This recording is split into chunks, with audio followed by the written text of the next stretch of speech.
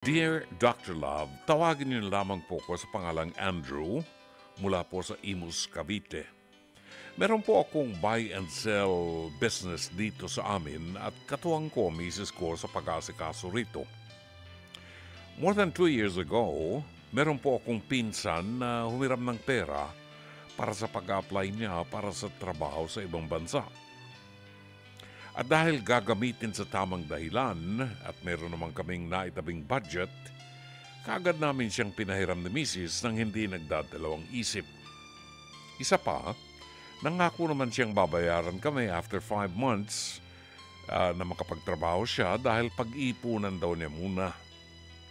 Sa kabutihang palad, natuloy naman siya sa abroad at nag-follow up na kami sa kanyang bayad after 5 months. Pang-tuition po yun ang panganay namin. Hindi siya sumasagot, nasundan pa ito ng maraming follow-up pero wala pa rin po siyang reply sa amin. Dumating ang sandali na natapos ang kontrata niya after 2 years at nakauwi na po siya sa Pilipinas. Marami siyang pinamigay na pasalubong sa mga pinsan at pamangkin namin. Nagpainom pa siya ng todo sa mga kaibigan at mga barkada niya at nagpakain sa mga kamag-anak sa mamahaling restaurant nang hindi kami imbitado.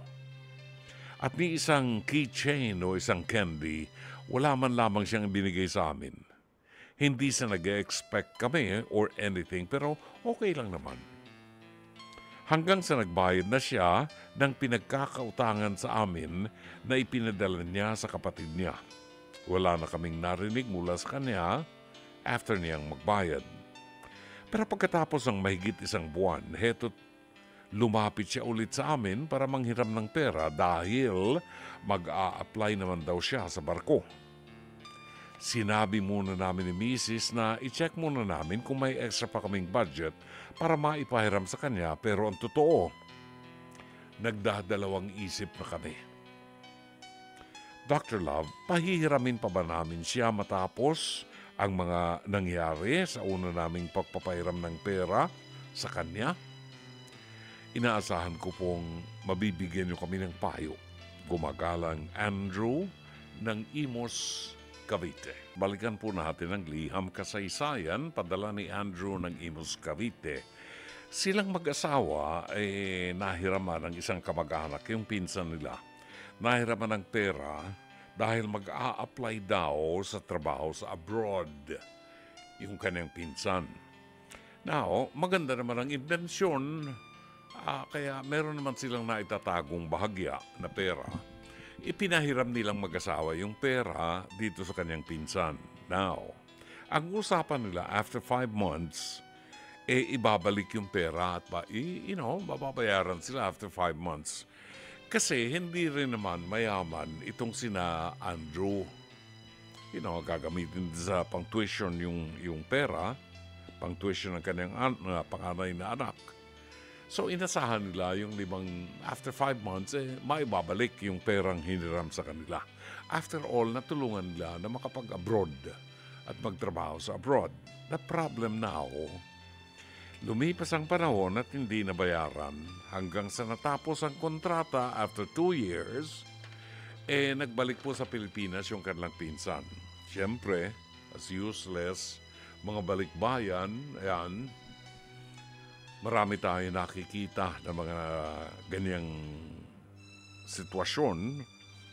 Magpapakahirap ng ilang taon sa ibang bansa, pag-uwi sa Pilipinas, magpapainom sa mga barkada, inuman yan hanggang madaling araw, may karaoke, may, things like this. Kung ano-ano mga pasalubong ng mga pinamimigay, ganyan. Ngayon, hindi naman daw nag-i-expect itong si Andrew na maabutan sila kahit isang keychain. Okay lang daw na hindi sila maabutan. So, nagpakain sa mga mamahaling restaurant, yung kanyang pinsan, hindi sila naaniyahan man lamang. Now, yung inutang sa kanila ay ibinalik naman. Yan. Ibinalik naman sa kanila pero hindi siya mismo nagbalik. kundi yung kapatid nung pinsan niya, pinadala yung pera kina Andrew. Well, so be it. Halimbawa, hindi na siya nagpunta at, binalik naman niya. Okay, so sige, pwede na yun. Ayos na. Ngayon, after a month, lumalapit na naman para manghiram ng pera dahil mag-a-apply daw para makasakay sa barko. Ang sagot nitong si Andrew, i-check muna namin mag-asawa kung meron pa kaming extra budget na maipapahiram sa'yo. Pero ang totoo, nagdadalawang isip na siya. Okay, so ang tanong niya, Dr. Lab, pahiramin pa ba namin siya matapos mangyari sa amin yung unang pagpapahiram ng pera sa kanya? Kung ako ang tatanungin mo, Andrew, ay naibigay niyo sa kanya yung pagtitiwala na that he deserved. Kasi pinsan siya at nangako naman siya. So, mabuti para sa atin yung tumulong tayo, no? At yan naman talagang inaasahan ng Diyos sa atin na tayo ay tutulong sa mga nangangailangan. Now, pagkatapos ng pangyayaring yan, wag na nating isipin na hindi tayo napakain sa isang restaurant. Wag na nating isipin na hindi tayo nauwian ng tsokolate. Di ba? Kasi hindi naman mahalaga yon. Ang mahalaga sana, tinupad niya yung kanyang pangako na after 5 months, ibabalik niya. Ibinalik nga after 2 years, hindi naman siya nagpakita sa iyo para humingi ng dispensa. Now, ang tanong, pahihiramin mo ba siya uli? Kung ako ang tatanungin mo, ay dapat madala ka na. Ginawan mo ng paraan na matulungan siya pero hindi siya tumupad sa inyong usapan. Malinaw na yon na hindi siya dapat pagkatiwalaan pagdating sa pera. See? Nakikita natin ang ugali ng tao. Madali naman kasi, meron mga taong nakalilimot kahit may utang. Ako minsan may utang ko, nalilimutan ko. Maalala ko na lang, naku, teka muna, meron pala akong utang pa. Babayaran ko, di ba? Pero kung ganyan na binaliwala ka talaga, obviously, binaliwala ka. Binayaran ka nga, pero hindi naman siya nakipag-usap sa iyo ng personal, di ba? Ang problema kasi sa mga Pilipino, hindi naman lahat. May mga Pilipinong nagtatrabaho sa ibang bansa, kapag nakasakay ng eroplano, tumataas din ang kanilang tingin sa kanilang sarili. Hindi lang po kayo ang sumasakay sa eroplano, merong mas taong mapera pa kaysa sa inyo na sumasakay sa eroplano na nagtatapon lang ng dolyar. Kayo, naghahanap buhay kayo para kumita kayo ng dolyar. May mga taong kasabay kayo sa eroplano na nagtatapon ng dolyar na naipon nila pero gusto lang nilang itapon para mag-enjoy sila. Di ba?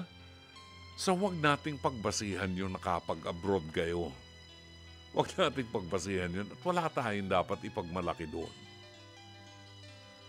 Hindi namin inaasahan yung pag-uwi nyo ng tsokolate dahil may mabibili din naman kaming Toblerone dito. Di ba? Yung mga keychains na uuwi ninyo, magkano lang naman, dampot nyo sa keychains, $2, $1. Di ba? Hindi mahalaga yon. Ang mahalaga yung binigyan ng pagpapahalaga ang tao na nakatulong sa kanya. At yan si Andrew at ang kanyang asawa. Kung ako ang nasa katayuan mo, Andrew, sasabihin ko sa kanyang ikinalulungkot ko na hindi kita matulungan ngayon. Kasi hindi mo binigyan ng pagpapahalaga yung tulong na ibinigay namin sa iyo. Sinuli mo nang hindi ka man lang nagpakita sa akin o nakipag-usap sa akin gayong alam mo na hindi ka nakatupad sa ating usapan. Sana'y natulungan ka ng palatuntunan ito. As always, Dr. Love. Mga kapatid, ito po si Brother June Banaag. Dito tayo sa totoo. Dito tayo sa True FM. Mag-subscribe at i-follow ang mga social media accounts at True Network PH sa FB, Instagram, X, YouTube, TikTok, and podcast.